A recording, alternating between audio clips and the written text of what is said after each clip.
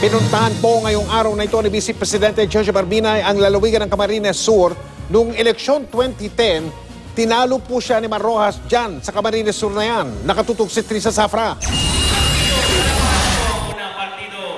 Sa pagpunta ni Vice President Jojo Barbinay sa Camarines Sur, nagdeklara ng suporta sa kanya ang ilang miyembro ng 4 sa matutunog na pangalan sa politika sa lalawigan. For the first time in the province of Camarines Sur, the Fuentevillas, the Villafuertes, the Alfilors, and the Rocos. We were never together before, but now we stand behind President Jojo Binay. Pero hindi lahat ng Villafuerte suportado ang kandidatura ni Binay. Ang anak ni Villafuerte Sr. na si dating Camarines Sur Governor El Rey Villafuerte Jr. nauna nang nagpahayag ng suporta para kay Senador Grace Poe. Gayon din ang apo na si kasalukuyang Gobernador Migs Villafuerte. Reaksyon naman ni Binay sa pagpapahayag ng suporta sa kanya? Ito yung mga talagang mga institusyon na sa politika ng Bicol.